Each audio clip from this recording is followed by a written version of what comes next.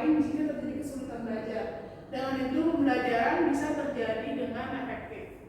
Lalu untuk pandangan Hendri? Baik, menurut pandangan saya mengenai CPD ini dalam proses pembelajaran, CPD ini sangatlah diperlukan dalam meningkatkan prestasi belajar siswa.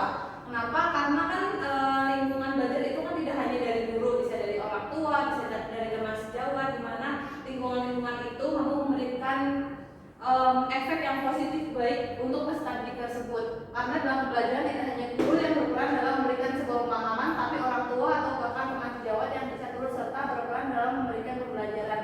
Hal ini dilakukan menggunakan CPD agar peserta didik mampu mengoptimalkan proses belajarnya dari lingkungan sekitar sehingga mampu terciptanya prestasi belajar yang baik. Oke, lalu menurut saya sangat berpengaruh karena dalam proses pembelajaran peserta didik akan dibimbing untuk menggali potensi yang ada dalam diri mereka dengan bantuan guru, orang tua ataupun teman sejawat yang lebih berpengalaman untuk menggali potensi yang ada dalam dirinya. oke. Bisa. Menurut saya CPD itu sangat penting. Kenapa sangat penting? Karena CPD memberikan pengajaran yang tepat pada peserta didik. Ketika seseorang guru telah mengetahui CPD peserta didik, dia akan memberikan pembelajaran yang meningkatkan potensi yang ada dalam peserta didik tersebut tanpa ada pembelajaran yang mungkin terlalu gampang untuk peserta didik atau terlalu sulit untuk peserta didik. CPD pun membuat siswa lebih gampang dalam pembelajaran, siswa pun lebih termotivasi, pembelajaran lebih efektif, kemudian juga adanya pembelajaran khusus untuk setiap siswanya berdasarkan CPD mereka. Akan tetapi kita sebagai guru harus mempersiapkan beberapa hal karena menerapkan CPD ini bukanlah hal yang sangat mudah.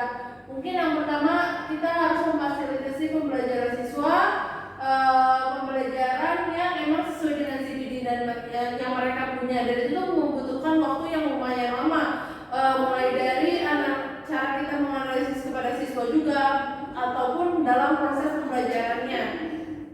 Kemudian CPD juga akan sulit dilaksanakan untuk kelas yang siswanya sangat banyak, apalagi siswanya sangat banyak, gurunya hanya satu, itu akan terasa sulit seperti itu.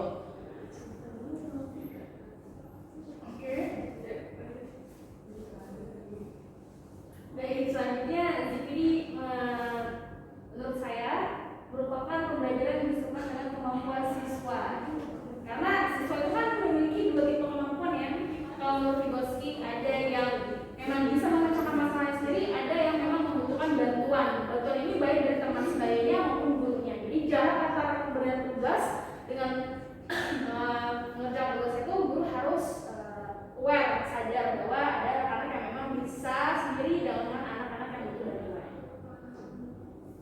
Ya, menurut saya CPD ini adalah salah satu cara pendidik untuk memikirkan pengembangan belajar murid dan mengembangkan kemampuan pemecahan masalah dengan memperhatikan CPD pada peserta didik.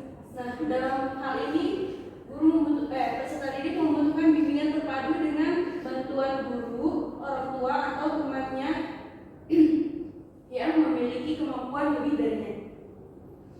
Oke, kita masuk ke perbedaan masing-masing anggota tentang kesiapannya mengajar dengan CPD pada peserta didik.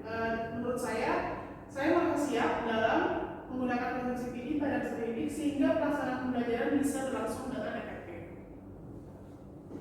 Menurut saya siap menjadi guru profesional dengan memperhatikan konsep pembelajaran menggunakan CPD ini, karena saat di kelas kita bisa melakukan sistem pembelajaran berdiferensiasi. Jadi guru itu memberikan pembelajaran sesuai dengan kebutuhan peserta didik, sehingga mampu mengembangkan keterampilan dan kompetensi peserta didik dengan lebih optimal.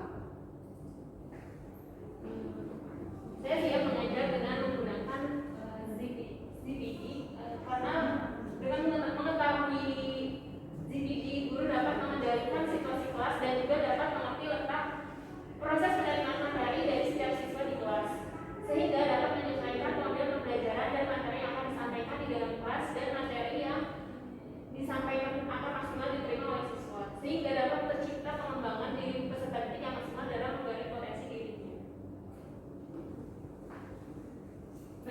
Kalau saya pribadi, saya siap tidak siap, saya harus siap karena saya pikir ini akan baik ya untuk perkembangan profesionalitas saya dan juga untuk anak-anak. Kesiapan saya dalam mengajar dengan memperhatikan CPD pada siswa, pada dasarnya saya insya Allah siap. Namun jika diletakkan dalam angka, saya berada di angka 80 dari 100 dalam CPD, karena dalam CPD guru harus memperhatikan berbagai aspek seperti level kemampuan siswa, metode pembelajaran, dan asesmen yang sesuai. Nah, pembentukan kelompok belajar juga dan pemecahan masalahnya yang akan digunakan dalam pembelajaran.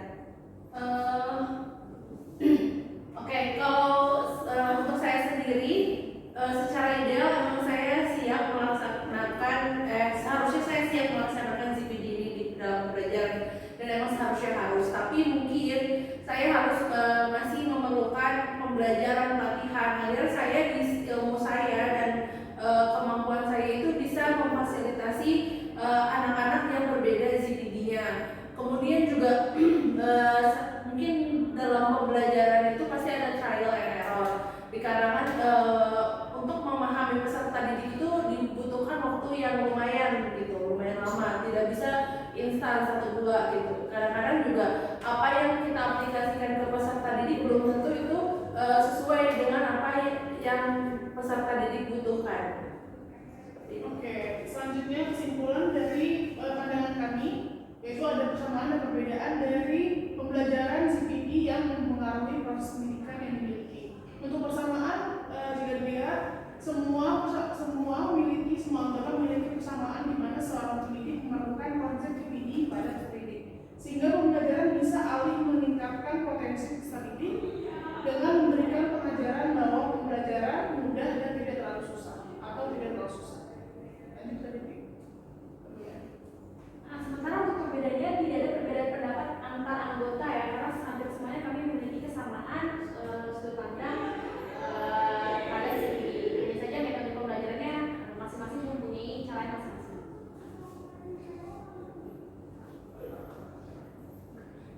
Oke, untuk persamaan dan perbedaan dari mengajar dengan memperhatikan CPD yang peserta dimiliki. Kalau dari kami persamaannya, Persamaan dari kelompok kami adalah semua anggota dari kelompok kami mempunyai hal yang sama, yaitu siap akan menggunakan konsep CPD dalam pembelajaran. Dengan konsep CPD diharapkan sistem pembelajaran bisa lebih menyesuaikan dengan kebutuhan peserta didik dan mampu mengembangkan potensi yang mereka miliki. Nah, untuk perbedaannya pada kelompok kami tidak ada perbedaan pendapat karena semua anggota siap untuk menerapkan konsep CPD pada peserta didik dari tugasnya dalam mengajar. oke, sekian dari